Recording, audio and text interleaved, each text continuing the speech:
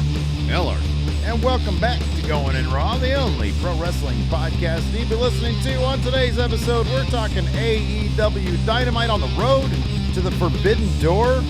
And kind of a surprising matchup is going to main event that particular show, as Swerve Strickland is putting his AEW World title up against the International Champion, Will Ospreay, something that we're going to talk about and the possibilities therein. Choice. It is kind of an interesting choice. So we're going to talk about all that stuff. But first, you know, man, we always like talking about the creative process here at Going in Raw. What goes on behind the scenes? I got to get that banner changed with Becky Lynch up there with that title. Oh, yeah. Man, I keep on forgetting to do that. Keep Becky there. Give her the AEW Women's title, Steve. It might happen. Oh, man, I really should. So anyways, interesting now to find out some of the things that have been going on behind the scenes at AEW. Let's just dive into this. So Brian Alvarez posted on the Wrestling Observer message board in a thread comparing current day AEW to 2019 WWE, which, if I'm not mistaken, Larson, was not very good. Dog shit. Thank you. Yes. And while Alvarez claims that today's AEW is, quote, 1 billion times better than the WWE in 2019. That's my best Alvarez impression. He states that there is a valid comparison when it comes to how Tony Khan is booking his product versus how Vince was handling the creative in 2019. He said this: Tony switched the script on yesterday's pay-per-view. We're talking about the one that just happened recently. What's that? Double or Nothing. Thank you. Tony switched the script on yesterday's pay-per-view multiple times during the afternoon. Most people, not just the wrestlers, have no idea what they're doing until the day of the show, and sometimes not until an hour or so before the show. People are flown to towns and given nothing to do. Others are begged the day before the show to please get to the town so they can do something last minute. He knows what he wants to do for pay-per-views, although this often changes, but as far as week-to-week TV, everything is booked show to show. For most people, he's incredibly difficult to get a hold of. In some ways, it legitimately is more like 2019 WWE than it is 2019 AEW, where he was much easier to get a hold of. He had a very complex long-term storytelling. Many people had a good idea of what they were doing and where things were going, and often most of the following week's entire Dynamite card was booked and announced before the previous week's Dynamite had even ended. He adds, remember when Excalibur would run down 24 matches in 30 seconds for the following week? It's night and day, the changes. And people who work for the company, in all roles from the wrestlers to the office, talk about it all the time, end quote. Does this show on modern-day AEW programming, in your estimation, Larson? On some episodes more than others, I feel like, yeah. I mean, even last night, they advertised Mariah May versus Saraya. And then during the show, it was announced, nope, not happening tonight. It's happening next week. Saraya did not seem too happy about that. She didn't seem terribly happy about it. She tweeted out something like, maybe time to really talk about this. Speak my mind or something like that. There you go. Yeah. Referencing her first promo on AEW. Yeah. So it seemed like portions of last night's show, and I don't know, like obviously the main event, the gauntlet match, that took a good deal of planning because there was people from outside of AEW in that match, and you'd think you'd have to schedule those appearances well in advance. Yeah. So obviously that was planned well in advance, enough to make sure everybody could be there. Mm-hmm. You can't just call up, like Shota the day before, hey, can you get to LA tomorrow? You can't do that. Yeah. You know, and I don't know if he was in the States already. I don't know. But regardless, the point is you can't have people flying in from other countries the day before and expect them to be there. Yeah, right. Yeah. Can't do that. Like, if you look at, like, with Dynamite last night, they took off one women's match because they only do one and replaced it with another one, Mercedes versus Sky Blue.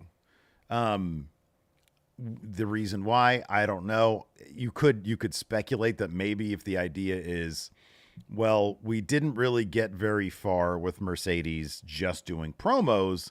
We don't just want to do this celebration and promo. We want to do an actual match just to get the most out of her run so far. Yeah. And they did that, and it sacrificed another match as opposed to, say, the Learning Tree, which probably could have just ended up in the top of the second hour of Collision. Yeah. Where it probably should have been, to be honest with you, because it wasn't terribly good. I think the main difference, dude, is, because here's the thing also, maybe a stronger point of comparison would be late 90s WCW, not 2000 WCW, but you remember there was that story about, I think it was Regal and Malenko were sent out to do a match that they didn't know how long it was going to be because they were writing the next segment or something like that. It might not have been that dramatic, but I think it was literally like they had them go out there and wrestle so they can decide what was going to happen next. Yeah. I think that's what it was. And if you recall, like back then, I'm not going to say they were all, aces, but 97 to like, I don't know, 99 WCW wasn't that bad. There was plenty of good stuff going on, and it wasn't like, oh my God, this is terrible. It wasn't until a little bit later, kind of finger poke and post. You could maybe argue like Goldberg, because Goldberg won the title in July. I don't know when the cattle prod thing happened, and then he got injured. Early the following year. Okay, so early 99 is probably when it started falling apart. That seems to make sense, right? Yeah. But like 97, 98 WCW, they might have been booking some shit on the fly. Oh, yeah. But a lot of that stuff was quality, similar to AEW. I'm sure as a wrestler, if you're used to one thing and then you get this other thing and you like to know what's going on, certainly the logistics standpoint from like producers or travel people in AEW is like, oh God, now we got to get this person on the phone. I understand that could be a frustrating thing, but a 75-year-old man who can't seem to remember what matches happened the week prior, booking things at the last minute is, in my opinion, a lot different than Tony Khan, a guy who's like 40 years old or whatever he is, booking these things at the last minute. It's not like, oh, we have another Charlotte Flair versus Nikki Cross match. We just saw this last week. Why are they? It's like they don't realize that they had already done it. Yeah. It's a completely different thing. There was something mentally wrong with Vince McMahon in terms of like booking those shows at the last minute in 2019. And I think that that's a big reason for why the product was just complete dog shit. Yeah. And I don't think that about AEW. I think that we're going to talk about a questionable booking decision and some ideas behind it, but here in a little bit with that main event. But, overall, show might be uneven, but it's not like, oh my God, this is unwatchable by any stretch of the imagination. Yeah, and that was the case at points in 2018, 2019, even some points in 2017 WWE. Excuse me. Where it was bad. It was bad programming. It was bad wrestling television. Yeah. And I understand it's subjective. A lot of people out there don't like AEW. I get it. I think there's a difference between maybe a wrestling show not being as involved from a storyline, from a storytelling perspective, as opposed to telling bad stories. Sure. Yeah. At its worst, AEW can put forth a bland show because apart from matches, there's not a lot going on. Yeah. I think AEW at its worst is just match, and promo and interview segments that kind of fill time as opposed to advanced stories. Yeah, like you said, at worst, you're getting really good wrestling. Yeah, exactly. But the matches usually always deliver. Very rarely does AEW have a segment on, let's say it hasn't happened, but very rarely they have a segment on where you're like, oh gosh, this is dreadful. I'm sure it's happened. Nothing's come to mind off the top of my head, but I'm sure it's happened. 2018, 2019, I'm not saying it was happening every week. It was happening a lot. It was bad. A lot. It was WWE. really bad. And getting back to the idea of the kind of on-the-fly booking and kind of comparing that to how things were apparently in the early days of AEW, where, we've seen Tony Khan in Road to the Top, was it, where he had his booking kind of diagram. He had, like a 11 by 14 piece of paper that he folded in half with dates on it in feuds. And he was mapping out when things were going to happen in advance. Yeah. Obviously, AEW programming was pretty different back then than it is now. It's got 5 hours minimum every week to fill. It's the Kevin Nash with the whiteboard thing. It's not quite as intricate as that, where you got to shoot 2 weeks ahead for stuff like that. But it's a lot harder to produce 5 weeks of wrestling television versus 2 or 3. And even though the creative team has expanded since the early days of AEW, it could be a situation where they're still trying to find the right rhythm internally for them to book consistently in advance so people know what they're doing. So I get it. It's got to be frustrating when you show up to work and they're like, sorry, we got nothing for you. Yeah. Or you get a call, 8 o'clock the night before and like, hey, we need you to jump on the plane first thing in the morning and fly across country and be here. Yeah, I do think that is one of the, and I've got this quote here. This is a transcription from Cage Side Seats. He was on, Tony Khan was on, our old friend Shaq from the Roundtable stuff, CBS Sports, Shaquille Majuri, about the possibility, he was asked about the possibility of Dynamite expanding to 3 hours. Yeah. And he said, I don't know. That's a really good question. I don't get asked that question often. I like to give honest answers despite what some people would say. Whenever I can give an answer that I don't think is going to hurt the company or anybody in the company, I always do want to give an answer. And this is one where I don't think it's going to hurt anybody, so I'll give you a good answer. He says, I think that's a really challenging question. It's been interesting to do the 3-hour block when it's been Dynamite and Rampage. You want to keep Dynamite as strong as possible. You look at the history of what's happened with the 2-hour wrestling show when that show expanded to 3 hours. It's interesting. Right now, per hour, the most we get per hour for any of our TV shows is Dynamite. So in some ways, you can say that could be a really lucrative opportunity. He says, I think it's a very interesting conversation to have about how many nights a week do you allocate to programming? Is 5 hours the best? Should we do 6? I mean, I definitely want to do at least 5 now. I've tasted blood and I want more. So I could easily be sold on doing more than 5 hours of programming. That's a problem. Because to me, the decline in storytelling in AEW is directly correlates with the addition of more TV time. Yeah, and I'm sure in that conversation or that quote relates based on how he phrased it predominantly towards the advantages from a business perspective of adding the extra hour. If he adds a 3rd hour of Dynamite, obviously he said the 2 hours that exist now are the most lucrative for the company. You add a 3rd hour, that's more money, more ads being sold. So I guess he's looking at it from a business perspective. It makes sense. Yeah, absolutely. And that's why WWE will never bring Raw down to 2 hours, because 3 hours is just too lucrative for them.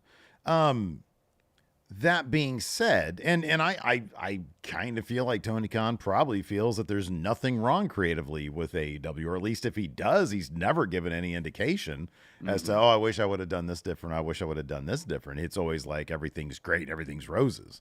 And so, but if you look at like early AEW when it was just Dynamite, there's a distinct difference there. And the way they were going about it, so one thing that you've said in the past as it relates to music is every act has at least one great song in them, right? Whether they get it out or something is different. But sure. I feel like a band gets together, they probably have one really good song in them. But the thing that I appreciate about that sentiment, and I think it crosses across many different genres, platforms, whatever, artistic medium, is everybody's got that burst of inspiration waiting to get out of them. Yeah. And then it's what you do after that. Can you sustain that? Can you bring that inspiration every time? Well, early AEW had that. Hey, we're looking to change the world. We're new. We've got so many ideas. We've got a bunch of different interesting ingredients from New Japan to PWG to NXT to Ring of Honor. And we're going to bring them to WCW. We're going to bring them all together and we're going to just do the best 2 hours a week. And then he had Rampage. And that's an extra hour. And the line back then was, is this going to be the next Thunder? Because we've seen how this works out, creatively speaking. Mm-hmm. Then we find out they're going to add Collision, which is going to be like kind of a soft brand split. Okay, well, they started to do that as kind of a soft brand split where CM Punk spray painted that world title and FTR was featured there and Hobbs looked like he was going to have a big role there and the women were going to be featured more. Yeah. Ricky Starks had a big role there. And then, the Punk stuff happened. And now Collision is just sort of no stories happened there, really. Yeah, it's the wrestling show. Yeah. And so it's like, I guess for the people who just want, and there are plenty, we see them in the comments and we'll see them today. Oh, I just like, if you don't like Collision, you don't like pure wrestling. Well, that's one ingredient in pro wrestling is the wrestling. There's other stuff. So, you know, I think that's the long way of saying it's kind of like, yeah, you're always going to get that audience who just wants that good pro wrestling, and they're cool with that. Mm-hmm. But if you want people to talk about your shit, and if you want people to get excited to tune in, you got to give them something compelling to work with. Yeah. Yeah. I mean, watching a really good wrestling match with a minimum of story behind it is fun. It can be entertaining, but it's elevated, at least in my estimation, when there's an intriguing story involved in the match that actually brings stakes to the bout itself. And I'm not necessarily talking about titles. You want to care about who wins or loses that match on an emotional level. Yeah, absolutely. You know, you can get wrapped up in the athleticism of a match and be entertained by that, but I feel like that enjoyment is elevated if there's something strong story-wise going into it as well. You can actually give a shit about these stories beyond, you know, I mentioned this yesterday with whatever we were doing, but Liv Morgan, you know, I'm well on record as never really being interested in her character because I'm like, I don't really see it. You know, it's like she's not doing anything that makes me want to think of. Now with that Dom kiss, holy shit, what is she going to do next week? Yeah. You know, and that's away from the wrestling because, like, I don't know if I've seen and she's a capable wrestler. She can go in there and put on a match, but it's never been a situation like, oh my God, this is awesome. But from a story perspective, from a character perspective, holy shit, what is she going to do next? And that's sort of, you would think from a creative standpoint, the goal of pro wrestling creative minds is to put on stuff where people are like, God damn, Sami Zayn, Jey Uso just said, I don't give a damn about the tribal chief and what he thinks. Oh, whoa, he just said what? Yeah. What is this trial of Sami Zayn? What's that all about? Oh my God, I'm on the edge of my seat. Shouldn't that be the goal? That should be like what you're trying to accomplish. Well, it should be those segments which inform the matches, and the matches after that inform those segments. Yeah, absolutely. Yeah. It's all the ingredients that you put in. It's all the ingredients, and it's all based on developing strong characters. Mm-hmm, yeah. Don't be crazy over the top characters, but the performers need to know their characters, and those characters got to be put in situations that are intriguing. That brings out aspect of the characters, and the characters are feuding because of who they are. Mm-hmm. Yeah. You know, and in my mind, even going back to the 60s, 70s, 80s, that was pro wrestling. So you got two characters, and you pit them against each other and see what tensions arises based on who they are as characters. You had, like, horsemen running people down in the parking lot, you know, that they show on TV, and then it would inform the matches that would go down. You had Kevin Sullivan with like a satanic cult basically running through Florida. Right. Those are the ingredients of pro wrestling that make people want to tune in. Anybody can, you know, hey, write down, you know, half your roster, toss the names in a hat, and you'll come up with a dream match because everybody's talented. They got good people there. Exactly. And I think that getting back to like the central aspect of this story, when you're stuck writing a show right before it happens, or you're making revisions to it right before it happens, that's kind of becomes the philosophy. That being said, that gauntlet match last night was awesome. You know, but it's a situation where at first it might have been, oh, we got to do this, we got to scramble, but because it's a constant cycle of playing catch up and scrambling, it never ends, and that's just what your creative pattern is at that point. Yeah. You know, and there was points last year where you're like, gosh, what is AEW even doing from a creative standpoint? And post Continental Classic, I felt like, as a whole, it's been better.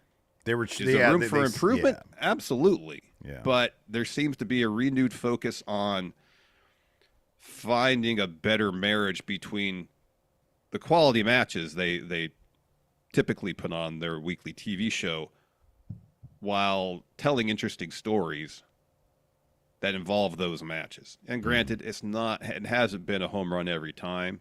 It feels like there's more an emphasis being placed on, to a degree, going back to what AEW historically has done well, which is really, I mean, AEW at their peak were telling really good stories about interpersonal relationships. That's what AEW was doing the best. And now, because WWE has such strong established characters and letting those characters a wider degree of latitude to showcase those characters, I feel like the Bloodline story was a really strong example. This is a story about people. Yeah, right. Yeah. And how they interact, the tensions that arise from that. Yeah. And we see when WWE creatively is at its best, those are the stories they're telling. Mm-hmm. Yeah, sure. That's the whole Judgment Day thing. You have egos clashing. Mm-hmm. You have people like Finn, who was a former world champion, kind of being relegated to henchman role now. Yeah. And it rubs him the wrong way. He's not into it. Yeah. When AEW was clicking, those are the stories they were doing. Yeah. And when they go back to those type of stories, I feel like it's when AEW really hits their stride. When they try to do this super sports entertainment learning tree BS, I'm like, all right, whatever. I mean, I actually really enjoyed Brian Keith's part in that last night. Mm-hmm. Yeah. It was at least an opportunity for him to go out there and showcase personality, which he has had basically no opportunity to do thus far. Chance to do that, yeah. And I thought he did a pretty good job of standing out in that segment. But by and large, it's like, all right, I get it. That's an aspect of pro wrestling. People do enjoy that. Just give me the stories about people. Mm-hmm. That's what I enjoy the most. Yeah. It's you gotta have the right ratio of ingredients here. Yeah. Manuel Cifuentes here with the super chat says, I was just watching Denise Salcedo interview with Matt Hardy, and he was talking about the Hardy compound, and it threw me back to the good old days of AEW. The Mercedes and Y2J segment was cringe in 2019. WWE like do better. TK. Let's talk about some of the characters in AEW. Notably the current world champion Swerve Strickland, and no doubt at some point the future world champion, current international champion Will Ospreay, who won that really terrific gauntlet match last night. It was fantastic. Yeah, it was tons of fun. It was a blast. Yeah. That takes us to Forbidden Door, where he's going to be challenging for the world title. What do you think of this? Well, the argument going around is this too soon? Swerve's only had the title for a couple months? He won it at Revolution, right? Yep. That was March. No, Revolution was Sting's last match. That's right. He won it the next one. Dynasty. That's right. Gosh, he won it Dynasty? That was like April, wasn't it? Or end of March. So he's had it for 2 months. Yeah. Seems a little soon for him to be losing it. It's definitely too soon for him to be losing it. 1,000% too soon. So I guess there's a couple of ways they can go with this. They can, from a marketing standpoint, given that so many of the top names in New Japan are now in AEW, the whole premise of Forbidden Door, which is dream matches, AEW versus New Japan, you have to change that formula somewhat because New Japan's in a bit of a rebuilding phase. So I don't mind the idea of having an AEW talent versus AEW talent for the AEW belt match, because I'm sure there'll be plenty of talents from. I mean, we saw Stephanie Vakor last night. Yeah. Seemingly challenged Mercedes, probably for Forbidden Door. That's awesome. Yeah. And I would imagine that we're going to have a New Japan talent challenge Mox for his title, the IWGP title. So from a business perspective of giving people a match they really want to see, people really want to see Swerve Ospreay. It's going to be fantastic. Yeah. The trepidation about the match is understandable because the worry is Ospreay's going to come in and win the title right away. Yeah. Which, if that's the case, yes, this match is happening way too soon. If it's a situation where they're going to go a time limit draw to main event a pay-per-view, again, my thought is AEW is so focused on they want to be sports-based and focus on wins and losses. AEW is about the performance of the wrestlers. So if they want to have them go out there and put on an awesome match for an hour and have a time limit draw to motivate down the line another title match between them, all right, that's the way to go about doing it. There's a lot of ingredients in play from both Swerve's side and Ospreay's side that someone could cost them the match in the end. You can have Hangman return, cost Swerve the match. Would that be satisfying? No, because that'd mean Swerve would lose. You also have this story that's been developing for a while with Ospreay, kind of the latent tension, him being a member of Callis family, and tie that into him in the Storm Driver. That could come to a head where Callis costs Ospreay the match at Forbidden Door. And also, like, they just had Ospreay win the international title. If you're going to put a belt on him in a month later, why have him win the international title? So I'll start glass half full. Yes. And then I'll go glass is completely empty, because it's kind of Yes. one or the other. Glass half full is what you just said, the Storm Driver story. Ospreay could win. He beat Roderick Strong barely Yeah. without the Storm Driver. It's a lot of, he barely squeaked it out, but he got it done without the Storm Driver. Swerve as world champion should be booked quite a bit stronger than Roderick Strong. Yes. So if Ospreay is forced to hesitate during the match, whether or not Callis is like, do this or not, which is entirely possible to keep Ospreay kind of stronger, you have Callis give him the what for during the match or whatever. You have him interfere, distraction, whatever. And, he turns around, runs into a house call and then a stomp or whatever. Ospreay's got to lose this match at Forbidden Door. Yeah. And I can hear Dope laughing right now. Because the next month or the next show, you're going into Wembley, and one of two things happens there. Either Ospreay main events with the international title because they're in Wembley, and then Swerve gets the main event of All Out, which I still don't like. He's the world champion. He should main event, but it's Will Ospreay at Wembley. And he tries to bring prestige to the international title, or he just wins at Wembley. So, like, there's some of that is like, half empty as well. But there's a story for Ospreay to lose at Forbidden Door. The story's right in front of you. It's right in front of you. It is. He won't use a move that'll put away people. Mm-hmm. And because he doesn't use that move and he's not focused, he's lost the opportunity to beat Swerve. And it remains ambiguous. Okay, would he have won or not? Yeah. Well, he's taking that off the table, and Callis is there getting in his ear, and he's conflicted, so he loses the match. Yes. And then you head into Wembley and you do whatever you're going to do there. Glass completely empty as he just beats him at Forbidden Door, which at this point, I'm sorry, wouldn't shock me, which would mean the only main event pay-per-view that Swerve would have gotten is going to be a loss as champion. Yeah. Which is ridiculous. And honestly, closer to Vince McMahon 2019 than we were considering earlier. I mean, so it's going to be interesting. I don't know which one it is. Is it going to be half glass full? Is it going to be half completely empty? It's going to be an interesting tell of what Tony Khan wants his company to be going forward. If is he going to be focused and potentially telling interesting stories, even if that means Ospreay takes an L?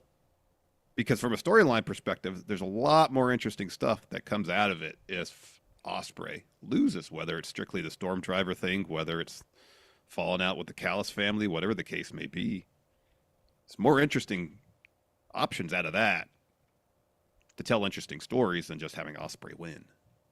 If he wins it just clean at Forbidden Door, then, dude, I don't even know what's going on over there. Yeah, like that would be like, you're not even trying at that point. Now, at that point, it's literally just, you got a bunch of toys and you're getting bored so quick. And you're not even, you're not a serious business at that point. If he just goes in there and beats him clean, that's absolutely, that's just terrible. That's just awful. Yeah. And then who knows? If Ospreay loses because of the Storm Driver, it just makes sense from a storyline perspective. It just makes sense. It does. Why would you be telling the story otherwise? And then I don't know. And then when is the Owen Hart? That's like in July, I guess. The finals, I think they said, was July 10th. Okay. But I don't know if the tournament starts after Forbidden Door or kind of runs concurrent to. the build to that. I don't know. I don't think they've announced the dates yet. Yeah. But if it kicks off right after Forbidden Door, so that'd be, it wouldn't give you a ton of time. But it wouldn't be the first time that, like, you put all this work, both Khan and Swerve, put all this work into building up this guy. Yeah. And here's the thing. The crazy thing about it all is that, and dude, I even think, like, you can have your cake and eat it too. You have Ospreay sort of like sometimes backstage cross paths with Swerve. Right? While Ospreay is racking up huge win after huge win after huge win with the international title. While Swerve is racking up huge win after huge win after huge win with the world title. And so when they do come together, like in 2025, that international title, it's like Okada Naito with the Intercontinental and the world. Yeah. You got like, this guy could main event, this guy could main event. And then you do it there, where it's like, oh my God, they've been building this thing for a year. Yeah. You know, and you can have, look, when they go to England, you can have Ospreay main event because he's Ospreay. Yeah. He's going to sell all the tickets over there. Yeah. But man, like you could have like, you know, Hogan Warrior type. Yeah, they can vibes build it up to be for the AEW crowd. a match of epic proportions because they put the groundwork into building it up for a long time. For a long time. And you know, again, the glass half full perspective is this is the first step in that. Yeah. That Swerve will come out of this match still champion, whether it's a draw, whether Ospreay loses, whatever the case may be, with the idea that down the line, a year from now, at All In next year, they're really going to lay the groundwork to make this match feel like, all right, this is like a WrestleMania main event for us. Yeah, right, exactly, yeah. Because it has the possibility to be that. Yeah.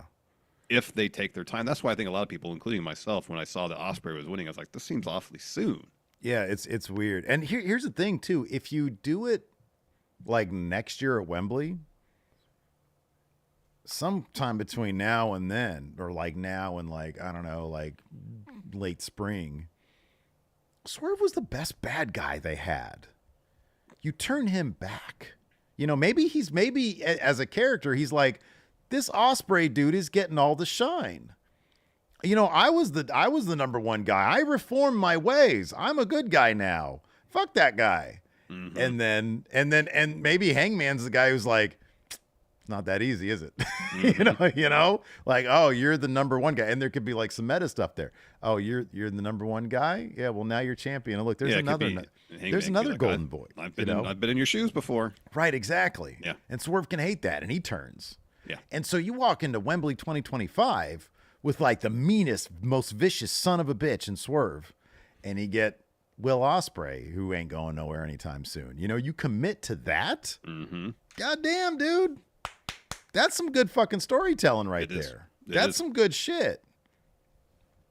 But then, you know, I don't know if that's the case. I feel like it's one of those things we just booked it and it's never going to happen because it's too good. We're too good. Yeah, I know. It takes time and planning and building. Yeah. I don't know if that's just AEW's philosophy right now. Yeah. Oh, man. Cheese Man says we got Swerve Hangman tag champs. Oh, my God. Oh, how great is that? There we go. You know. There we go. So yeah, all the titles. There could be good. There could be some good shit there, but God dang, man, you got to put that work in. I mean, because we say this all the time, that sometimes a loss can really catapult somebody to the next level if the story is right. And with the Storm Driver thing they've been doing with Ospreay, there's ingredients there to tell a really intriguing story that's going to get Ospreay even more over. He's already wildly over. That pop he got last night when he entered that gauntlet match. Oh, yeah, dude, yeah. Everybody was on their feet for the remainder of that match after Ospreay got in that ring. Yeah, he's huge. So, Tony, say this to camera, Steve. Tony Khan, take your time with this. Don't rush it. Don't rush it, man. Look, I know we give you some static here going in Raw, all right? We give you some static. But we're imploring you. There's so much money to be made. He's probably sitting there like, why do I only have 2 AEW guys in the banner and it's an AEW review? Well, I mean, Becky Lynch is up there. She'll be an AEW CMS.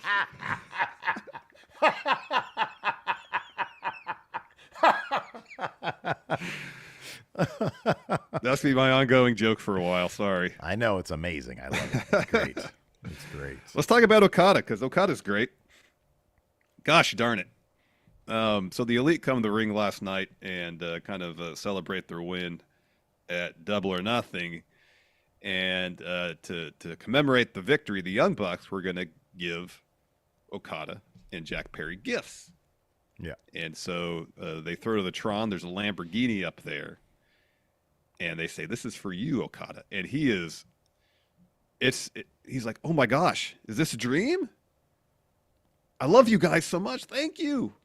And he's covering his face like he's crying. And then he hands the mic over and puts his hands down. And he's just like stone faced. He just doesn't care. He's trolling everybody. It's so good. He's telling the crowd to shut up. He says, "Shut up, bitches," when they were chanting CM Punk. Yeah. It's so good. Yeah, I mean, that's the extent of it, though. I know, but he's not exactly a story beat, man. No, I know, but it's the situation from a character perspective. It's not like he's saying a ton, but it's so dang effective. Yeah, I like the Elite stuff. I mean, if you want to expand it to the Elite stuff, that's That's the strongest thing they got right now. It's the A story, obviously. It is. Yeah. You know what had been interesting last night? I know it makes sense to say, "Oh, Jack Perry, Adam Copeland broke his leg. We're stripping of the TNT title. What if the Young Bucks gave Jack Perry the real World's Championship? The one CM. Oh, damn. Oh, by the way, I have a question for you. Sure. I have a request for you. Okay. Because, man, I like to, we're getting older. I like to make sure I run things by you. I'm not quite as rogue as I used to be back in the day, when I was unfortunately getting Big Red stolen. That still, weighs heavy on my conscience that I was so careless as somebody stole you admitted that you were behind it all. But anyways, what's your question? So it's not even in this view right now, but I've been trying to dress my new Wrestle Juice setup a little bit, right? We got that AEW World Title up there that somebody, I think maybe it was Dirty Rich, gifted to us. Would you be cool if I sprayed an X on with some black spray paint and put it on my set? Because I really love that Real World Championship with the X through it. It's at your house. I never see it. You never see it. You don't care. It doesn't matter. It is what it is. All right, cool, man. I'm going to spray paint. Here's the thing. I'm sure you can get some sort of spray paint that's water soluble. Off? So you wash it off. All right, cool. I'll look into that. I'll go to Walmart and see it. You guys got anything that can wash off easily in case we want it for some reason? But yeah, I like that Real World title. That's a good idea. I know. That's a really cool idea. Oh my God. And then you can instantly. Yeah, but here's the thing, man. Do you really want okay? Do you think they dig the fact that they're constantly getting the CM Punk chants? Do you think they're into that? Oh, I don't know, but I feel like you got to lean into it. At this point, you aired the footage. Well, you and I have already proven that we're ballsier bookers than Tony. Yeah, Khan. you aired the footage. Mm-hmm. You aired the footage, and it's done wonders for Jack Perry. Mm-hmm. For no other reason, you can make the justification that airing that footage was a good idea because it's done wonders for Jack Perry. Yeah, I know. And then if the Young Bucks gifted him the real World's Champion, damn, dude, that's a ballsy move. And then Swerve's like, hold up. You get Swerve in the A story. Oh, what are they doing? With Jack Did we get Perry. the email from AEW yet? Are you guys listening to this?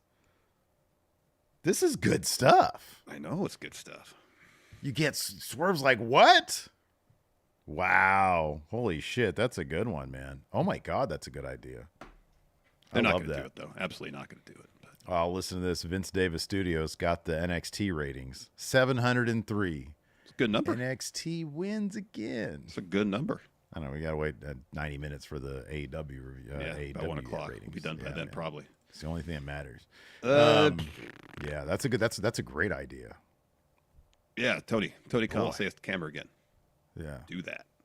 Tony, call Larson. Okay, just call Larson. Yeah. Right? Yeah. And then Swerve beats Jack Perry for the real World Champion. And then, like, at the end of All In, he's holding both those titles. Come on. Did it ever come out, like, what the plan was for Real World's title? No. I wish somebody would have. Why did fucking Punk was on that MMA hours for fucking hours? Yeah. It'd been interesting if Ariel Helwani had asked him about that. It was like, hey, the spray paint title that Steve loves. What's up with that? What happened? That exact phrasing of that question, too, yes. Yeah, right. What was the plan, Stan? Anyways, let's go ahead and kick this thing off, man. Sure. So it started with the Mercedes having a TBS title celebration. CEO. CEO. Can you do the thing? Oh, there you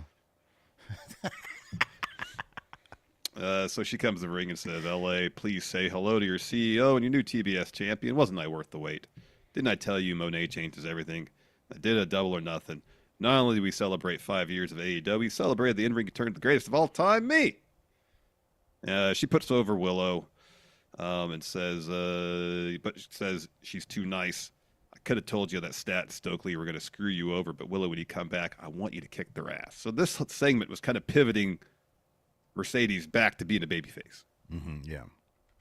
But back to my celebration. Being a CEO, the new face of TBS puts a target on my back, but I was born to do this. We're only 4 weeks out of Forbidden Door, and then Sky Blue shows up with the Tron, says, that attack on you, because she shows the video again, some of my best work. I did it. But I'm just getting started. So then she hits the ring, attacks Mercedes from behind, hits her with a TKO, grabs the TBS title, and holds it over. What'd you think of the big reveal? Do you think it was supposed to be Sky Blue the entire time? Do you think that this was the way that they were going to do the reveal? Probably not. It probably was going to be Julia Hart. It probably was going to be Julia Hart. But remember this time when I laid you out with an orgasm inducer?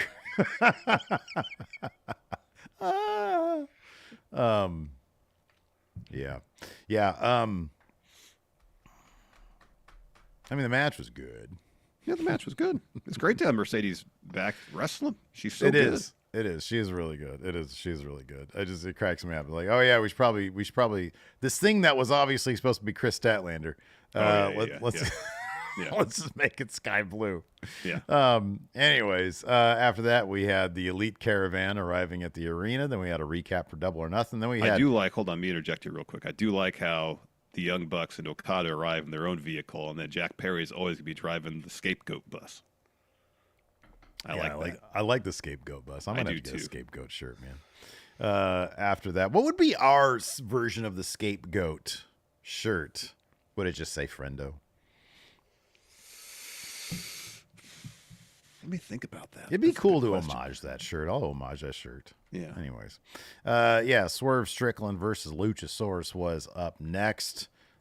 Swerve got the win here, and then took some of Luchasaurus's dinosaur hair. Yeah. Took a big old chunk of it, too. Is Luchasaurus still... I mean, he's Kill Switch now. Oh, yeah. Is he still supposed to be a dinosaur? I mean, I think he's always just been a dude in a mask. Obviously, yeah. Yeah. Do you think... so does his character claim to be a dinosaur? Is his character still under the understanding that he's a dinosaur? Yes. Ambiguous, I don't know. Or of the belief. Unknown. It was a fun match.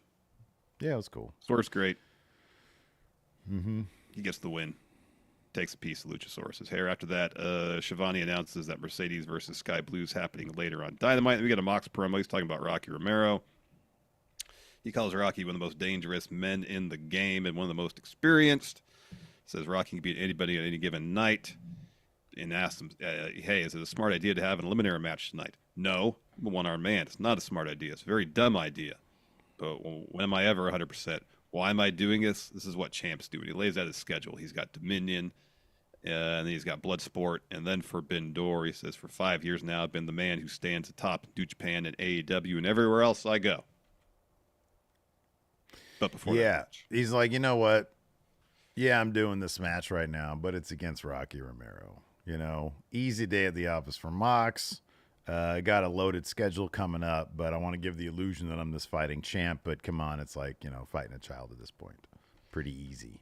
Easy work. Anyways, I like Rocky Romero. I think he's great. Yeah, Rocky's great. Let's not get it twisted, though. The guy's not exactly a winning wrestler. Not in AEW. No, I think he's 1-12 as a singles wrestler at AEW. Look, I think he's winning at life. Yeah. Just saying on TV as a wrestler. In AEW, at least. In AEW. Not he just not had a the great best run record. at CMLL. Then we had TV time with Chris Jericho. My God, man, you really This is actually this isn't verbatim either. This is the bare bones. This is kind of the bare bones. Here's the thing. I thought Bill was great. Yeah. I thought Brian Keith was really good. I like the cheesy tree getup. I mean, I get it. Like he's doing he's making fun of these talk show segments. He is while he's doing a bad talk show segment. Jericho's performance is just so one note. is just he's completely disingenuous, but there's nothing else beyond that. Mm-hmm. Yeah, right. Yeah. At least not yet. Mm-hmm. And so it's like I know the joke every time. Yeah, right. Exactly. Yeah, there's no Just like, too twist to one it. dimensional, and you're like maybe with Bill Mm-hmm. and now Brian Keith maybe being a bit more featured, maybe they'll supply some dimension to this whole thing, so it's not just so one note week after week after week after week. Yeah, I feel you. Yeah. That's why I think ultimately I'm not that huge into Jericho's work of late, but I think ultimately that's why it's not working for me is just because it's no complexity to it. It's good. They got a good looking new shirt though. The Learning Tree University. You want to put your U for Learning Tree University? Oh, don't that. We do that for one thing, man. Chase you! Chase you. I am more strict about throwing up the U than I am throwing up that one. Been established. You'll throw up that one for just I only throw up now. Later on, when the Elite show up and Okada, who's clearly going to go to the U when he goes to the Fed, throw up the U for Okada. Chase you. What for Okada? Really? If he ever goes to WWE, he's going right to main roster. Get out of here. With right to Andre Chase and fill out an application. Anyways, so yeah, this thing happened. Brian Keith, he's introduced. And he's like, Brian, I want to ask you what made you get sucked into the Jericho vortex. And he says, Chris, I notice a lack of respect for you in AEW. And honestly, I can't believe more people didn't jump at the opportunity. Crowd starts chanting, shut the fuck up. Brian continues, this is what I'm talking about. The lack of respect for you. You're lucky enough to breathe the air that Jericho's breathing right now. Show some respect. He gets mad and Jericho calms him down. He's like, it's okay. This isn't a yelling moment. It's a teaching moment. The lesson of today is if you want something, reach out and grab it. Brian, you're a bad man. And Bill says, baby, a bad apple. And then Jericho says, Brian, you're welcome to grow into the Learning Tree and stay as long as you want. That brings out Hook. He comes down the ramp. It's the signal. It's the signal. It's the Hook signal. Lays out security. Then Samoa Joe's music hits. Where'd Joe come from? The other side. Like they were looking Teleported. towards the ramp, and then zzz, he shows up. Yeah. And then he whispers some sweet nothings in his ear.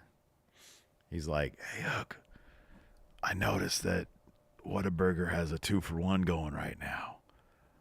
They're in L.A. There's no Whataburgers in L.A. You want to get 4?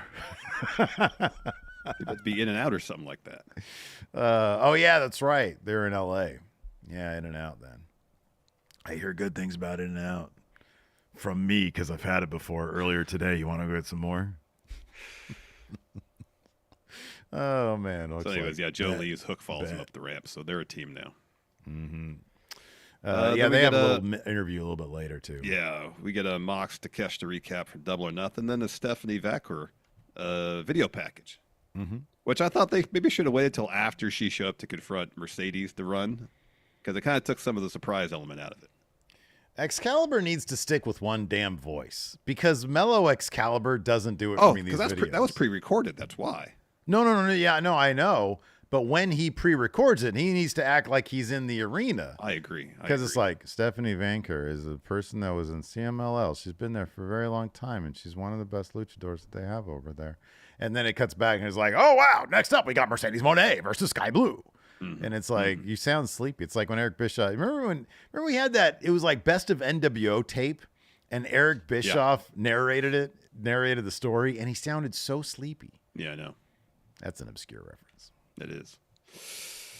Then we got Mox versus Rocky Romero. No surprise here.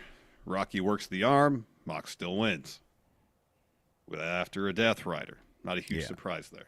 No. Another loss. Another loss for Rocky. Again. 1-12. Then we get that Joe and Hook interview.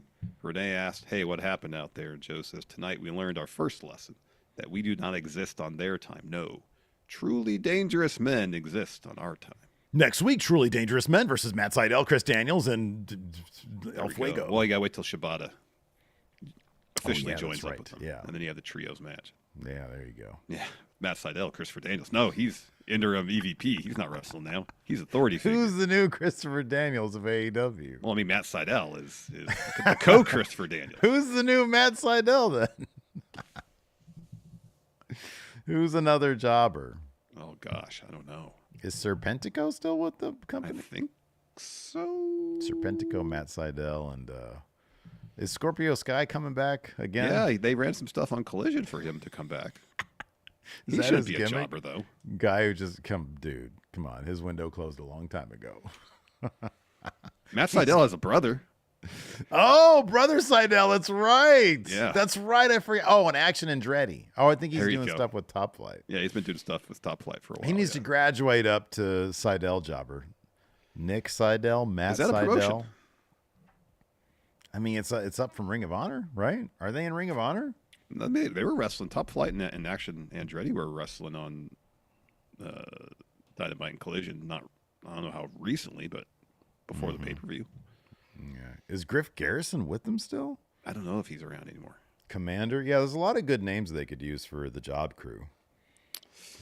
So then Don Callis comes to the ring, present a contract, new member of Callis family. And so he makes it seem like, I think from his perspective, he's hoping it was Orange Cassidy. So Orange Cassidy comes to the ring.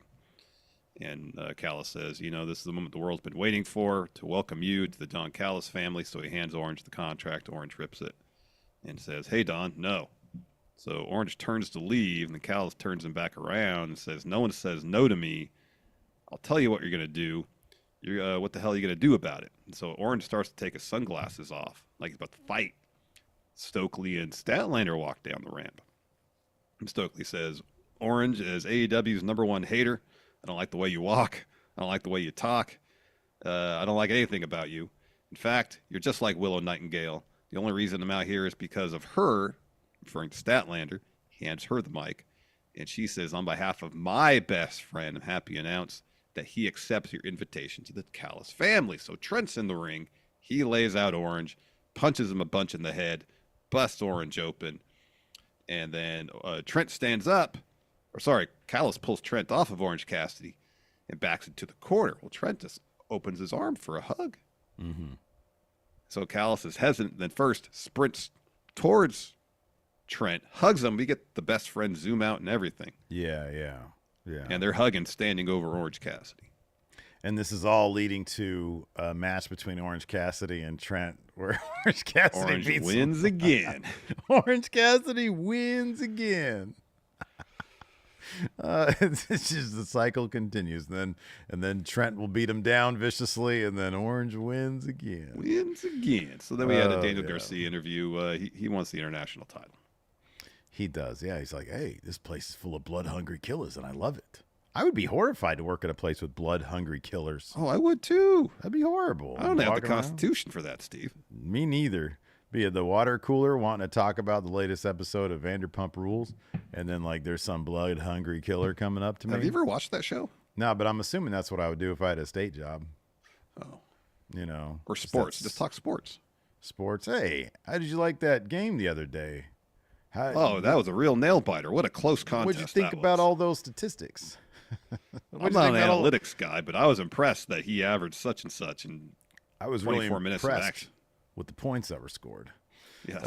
I'm happy the team that I scored more points than the other one. Whenever I go to pick up Bama from school, and I actually I don't just pull up, I just go into the actual school. Yeah. I always hear all them dads talking about fantasy football and shit. I mean, I know it's over now and everything. And it's I can hang with sports talk, but it's just funny to me. Yeah. Because it's just that's their, their soap operas, I guess, man. Kind of. Then we got Mercedes Moné taking on Sky Blue. Really fun match. This was good. It was really good. Yeah, no, this is cool. And I'm enjoying the creative ways that Mercedes is getting to her finisher. It's finding ways to do it out of nowhere, not just call for it, hit it. You know what I mean? Yeah, right, yeah. Because Sky's looking for a code blue, and then Monet counters with the Monet maker for the win. So Mercedes is celebrating her win.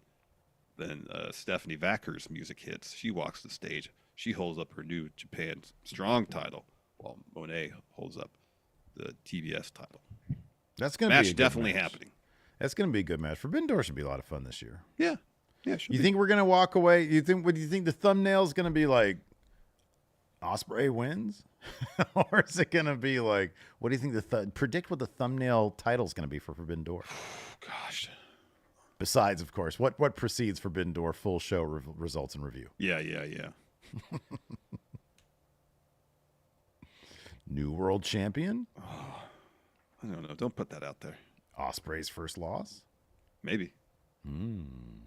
Swerve wins again. Callus Cost Ospreay. Oh, there you AEW go. title or something. There you go. After that, we had Renee standing outside the trainer's room. She's waiting on an update on Orange Cassidy. Stokely and Stat steps in. Stokely takes the mic, and the Stat sort of pushes Renee out of frame. Stokely says, Willow Nightingale, you never cease to amaze me, and I don't mean that in a good way. Imagine being damn near 30 and thinking Disney World's a magical place, and her life is too. This started weeks ago, but the catalyst was March 22nd, live on Dynamite. A four-way number one contenders match for the TBS title. You and your best friend were in that match, and your best friend said she would desperately want to become TBS champ again. You didn't listen. But you know who did listen? Me. I always listen. A shoulder to cry on. She's a former TBS champ, best in the world. Oh, that's Stokely talking there. Yeah. Oh, sorry. I thought you said Chris was talking. Sorry, zoned out. My bad. It's all good. He continues. She's returned from 2 back-to-back ACL injuries. Truth be told, most of these bitches backstage get a sinus infection. They don't want to show up to work. And before anybody wants to get mad, I'm not talking about the women's division yet. I'm still talking about the men. Ladies and gentlemen, the new improved Chris Statlander. So she takes the mic, says, I do something for myself for once, and I get booed for it? This is exactly why I had to make the change that I did. You don't care about me. You only care that Chris is there to pick up everybody else when they're down. I don't blame them, though, because I'm more than a woman, and I'm done being their protector. Now you're going to need protection from me. It was good stuff. I love Stokely. It was I love good. Statlander. It was good. Yeah. Sinus infections can suck, though. Yeah, that's true. That is true. I know you know that from experience, as do I. First hand, yep. Then we get a MJF Returns recap, and then we get the Elite. They come to the ring, and they're instantly just showered with CM Punk chants, and that's when Okada says, hey, hey, hey. Shut up, bitches. Shut up, bitches. And then everybody starts chanting for Okada. So Jack Perry says, first things first, we run this shit. Tony Khan and Kenny Omega picked their dream team, and they even set me on fire. But not only did we win, but in my first match back, I pinned one of the greatest wrestlers ever, Bryan Danielson. Up next is Nick. He puts over the Reebok Pump, Young Bucks edition. And that's when he says, performances of our colleagues were so unbelievable on Sunday. We got them gifts. This one's for you, Okada. There's a Lambo on the Tron. Okada just acts like he's overcome with emotion. Is this a dream? Thank you. I love you guys. Thank you. And he has his hand on his face. Again, he brings the hand down. No tears. So Matt takes the mic and says, all right, on to business. Copeland broke his leg. My fault. I wished him luck. And I said, break a leg. I think I jinxed you, Adam, but we're all praying for you as EVPs. We have to make the tough decision. So, Cope, you're stripped the TNT title. We need a new champion. The network's getting after us. And after the most important win of his career, I present the TNT title to Jack Perry. And that's when Christopher Daniels comes to the ring and says, hold on. Last we spoke, he mentioned the severance package. I don't need it. I got a new job. Tony Khan's named me interim EVP, which means when I make an announcement, that means it comes from Tony Khan himself. And so he says, Jack Perry, if you want to be champ, you got to earn it. Ladder match for the TNT title will be had at Forbidden Door, and leading up to that, qualifying matches. So Jack Perry should say, I don't need your title. Young Bucks, give me the real world championship. Yeah, I know. That should have happened. So Matt says, we're happy you're back. But we're going to tell you how happy we are. So they can slide out of the ring to fight him. The Acclaim's music hits, and they stand by Christopher Daniels. Mm-hmm. Yeah, yeah. So do we know who's going to be in this? Haven't announced it. Haven't announced it. They'll announce the field next Wednesday morning, Steve. Well, hold on a second, though. Didn't they start the first qualifiers on Friday? Yeah. They didn't tape that last night? Oh, maybe they did. I wonder if it's out there yet. Friday Dynamite, as Christopher Daniels said. Friday Dynamite. Wait, what? That's what he said. He misspoke. I think he meant to say Friday. Oh, yeah. I didn't know when I saw that. I was like, oh, are they preempting it for something? Is there some big game on Wednesday or something that I'm not aware of? No, I don't think so. Let's see. Okay. What are the results here? Yeah, what do we got? Well, I don't think that's a qualifier. You don't have to spoil the actual qualifier results. Oh, this one probably is. Just say who's in it. Who's in it? None of these are here labeled as qualifiers, but I wouldn't be surprised if Ray Phoenix versus Isaiah Cassidy is a qualifier. Really? Well, yeah, okay, because Ray Phoenix would be strong in a ladder match. That'd be fun. Yeah. Ponta says Takeshita versus Penta. Oh, yeah, that actually was a qualifier. Takeshita would be a killer TNT champion. I don't know if they're going to do that for him, but he should be the guy. That'd be amazing. I know. Wow, that'd be great. You think Jack Perry's going to actually come away with this thing? Probably. Yeah, it wouldn't shock me. If he's in the match, yeah. Then we have a Swerve promo. First, Prince Nana says they might as well call you Stevie Wonder. They were standing backstage somewhere in the Kia Forum where they have a bunch of names of like people who've had concerts and probably sporting events and stuff like that. People's names on the wall. Says they might as well call you Stevie Wonder because nobody can see you in that ring. And Swerve says, coming out of Double or Nothing, I got to take down another legend, another former world champion, and Christian. Bravo, I needed that. Now I need to get my lick back, and gave Killswitch a kill shot. He says, you want to take something from me, my title? I took your hair. Says, going on tonight, I'm very curious who my next challenger is going to be. I'm looking to see the competitors right now. He looks off frame, so I guess everybody's waiting there at go position. Says, there's some surprises, some former champs, some current champs. Who's going to be the next contender against Swerve for the world title? Who wants to step up in whose house? Swerve's house, and get stomped out. Whose house? Yeah, good stuff. Then we had a Roosh promo where he congratulates MJF on his return and calls him out. That would have been a hell of a program. Roosh versus Swerve. That could have been really cool. Boy, can you imagine that match? They probably fought before. I don't remember. Then we had what's that? So maybe. Then we had the Forbidden. I just loved that Jack Perry Roosh match. Oh, Roosh beat the shit out of him. Yeah, it was awesome. The Forbidden Door Gauntlet match. This was great. We had Jay White, we had Pac, we had Mystico, Will Ospreay, Shota Umino, Claudio, Leo Rush, and his new Blackheart gimmick, I think is what it is. Orange Cassidy and Hechicero, all in this thing, and this it was match just was wild. so much fun. You just got to you just got to go watch it. Even I if wrote down the finishing sequence. There's a lot to this, but there's a whole extended bit between Shota and Ospreay, I believe. That was so good and so crisp and so fast. Yeah, it's good. So the finish saw Mystico sending Claudio out of the ring, hits him with a diving Rana off the top rope to the floor.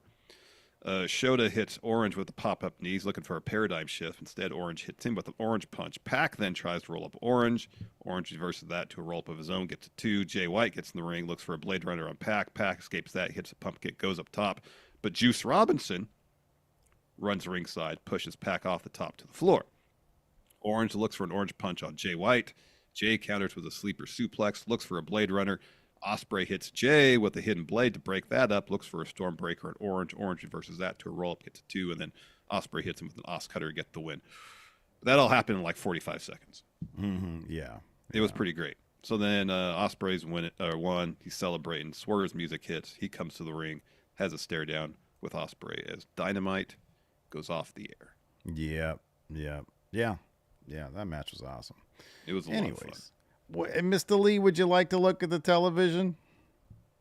No, I'm all right. Are you okay, Mr. Lee? Let's answer some questions though. All right. Cream Reviews says, well, we've already talked about this. Sorry. He's all right. How are they going to protect both Swerve and Ospreay? And we talked about that fairly extensively. Either storm driver, draw, hesitation, interference, or a time limit draw. Yeah.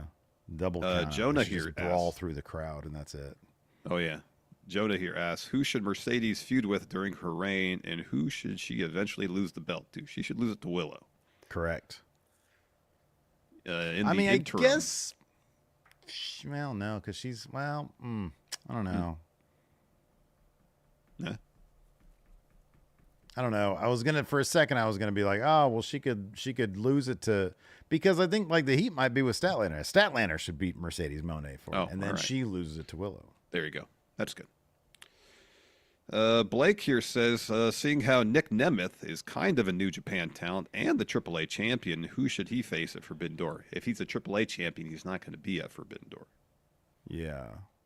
Because you can't do that. Not happening. Yeah, you can't do that. Kiddo Hudson says, if you can switch any gimmick between an AEW wrestler with a WWE wrestler, who would you choose? What if Roman Reigns came back as the Luchas, as a dinosaur? Kill switch? Yeah. Luchasaurus? All right. As a dinosaur. Romansaurus. Reigns-osaurus. I don't know. All right. That's all I got, dude. That's Good. all I got. Yeah. And then Luchasaurus would be the tribal chief. Yeah, right. Yeah, he'd show up. He'd be throwing his ones up, but everybody like, you're not the tribal chief. That dude just took your hair. You're not booked very strong. Let's see here. The big cringe. If you can go back in time and do a last-minute rewrite. This is talking of last-minute rewrites. If you could go back in time and do a last-minute rewrite of one segment to change it, what would you change? Goldberg, don't put your arm through the car. Get cars out of there. Yeah. And then Goldberg's like, real Use your glass, foot. cry me a river. Yeah, I know. Kick that window in rather than punch it. Yeah, right, exactly. Something. That's good. I don't know if even a good story after the finger poke of doom would have saved the finger poke of doom, but I don't know if it would be remembered. Rewrite that shit. Yeah, rewrite that. Rewrite that shit. Be like Nash. Go out and actually, shoot on Hogan. There you It'd go. been badass if Nash just squashed Hogan. Oh, I know. We would have marked out big time because we were big Nash guys back then. Oh yeah. That'd have been cool. Montreal Screwjob. Rewrite. The dog food stuff with Roman. Although in the end it all worked out, but that had to be humiliating. Kind of, it's like you needed to reach the low to get to the high. Yeah. So if it was slightly better, Roman would be like, it's not that bad. Instead of rewriting it, I go to Roman. It's like they're gonna dump a bunch of dog food on you. You should just walk out, dude. Yeah. So actually start his departure from his hiatus to be earlier. Like, look, I know you don't think it, but you do have the stroke. I'm not talking about Jeff Jarrett. Just leave and you'll be fine. Oh, E-Dub says fake Rowan. Yeah, more of that story. Yeah, I did add a third one. Just a whole faction of Rowans. Yeah, man. man. Daniel Bryan shows up with 10 Rowans one day. Roman shows up, and then they do like a graphic. They do like a graphic of like Rowan, and the W turns around and it says Roman, and Roman takes over the faction of Rowans. There you go. Rowan Reigns. Alex It's Foster. so confusing. Alex Foster says, which reign has had more upside, Cody or Priest? Feels like neither one has been picking up much steam. Oh, what are you talking about? Cody's got all the steam. He just came Cody's out of a gonna defend successful Cody. Saudi Steve's gonna Arabia defend show. Cody, so. Bro, he's got all the steam. Priest has steam too. He's all over Raw this week. He was telling Drew, "What's your wife's name?" And that got him mad. Cody steam, Drew steam. They got juice, man. They got juice. They're doing well. What do you think? Hey, tomorrow we're doing. Oh shit! Am I in the seat, the hot seat? Well, there's 2 pay-per-views, so we got to do 2 episodes. Oh right? shit! We're both in the hot seat. Wow. Yeah, I think I'm in the hot seat WWE, for. No, because you were in the hot seat last time. Was I? I believe so. I get AEW this time. Yeah. Fours across the board, baby. Yeah, no. Except Minimum for Ospreay Strong, 3.5. 5. Probably 5, yep. Monopoly Guy says, first time here, why does Larson throw up the U for individuals who are not in Chase U, but refuses to throw up the ones for anyone who's not an official Bloodline member?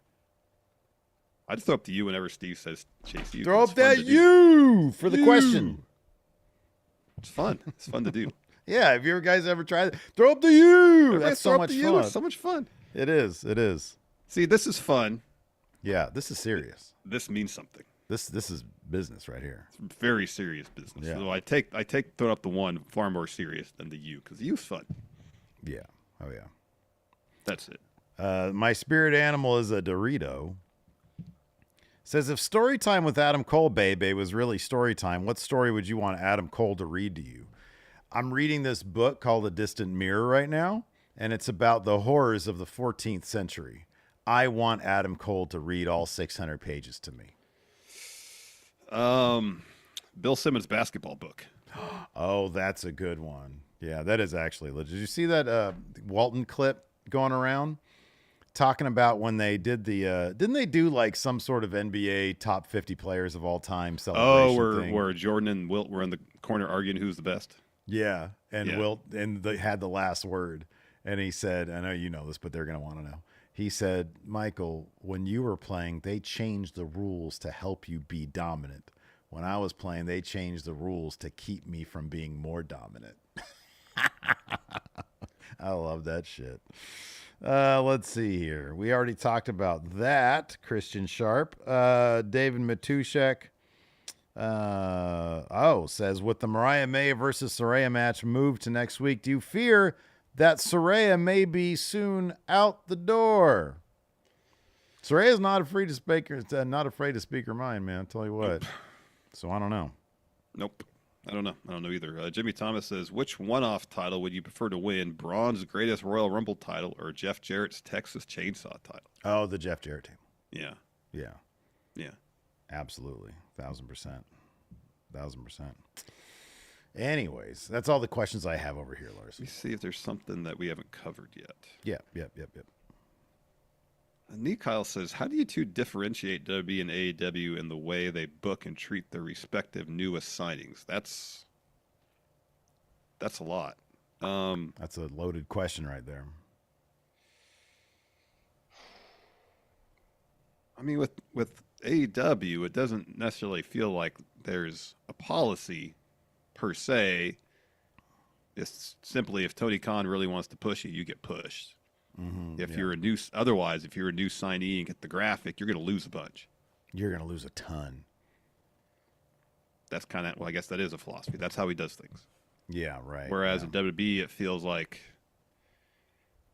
you might not, it's not one or the other. They'll take their time. They'll find a story for you and then just go from there. Mm-hmm, yeah.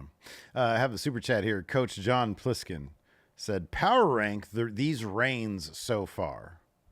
Cody, Priest, and Swerve. It's Cody, Swerve, Priest. Yeah, probably. Has if Priest Swerve was had consistently main eventing. Priest has had a pay-per-view not a main event. Priest has had a pay-per-view defense against Jey Uso, yeah. Here's the thing. Swerve so far has been acknowledged as their top champion. Priest is not. No. I think that's the difference. Yeah. Cody is... Oh, Cody, it's not even a con. Like, Cody's already main evented multiple pay-per-views. Yeah. Yeah. But yeah, then it becomes between Priest and Swerve. Who would you rather be right now, Swerve or Priest? Swerve, yeah. Swerve. I don't know, man. Once you're done as a world champion... I feel like whatever is next for Swerve after being world champ is probably going to be more significant for whatever's next for Priest after being world champ. I don't know. This Judgment Day stuff is hot, and it can last a long time. It could. Yeah, I don't know who I'd rather be. I don't know. Probably Priest, because I'd rather be in WWE. Anyways, that's going to do it for the show today. Thanks, everybody, for tuning in. We appreciate it. Throw up the U's for Swerve. Put up the... No, not for Swerve. He's going to... As soon as he's done, man, he's coming to WWE. He's going to be in the U. He's not going to be in Chase U. He's going right to I'm crossing the line here now, am I? For heaven's sake, Steve. Thanks for watching, everybody. Till next time. Dope. We got to get one of them avatars with Swerve wearing the Chase U shirt. Goodbye, everybody. Goodbye.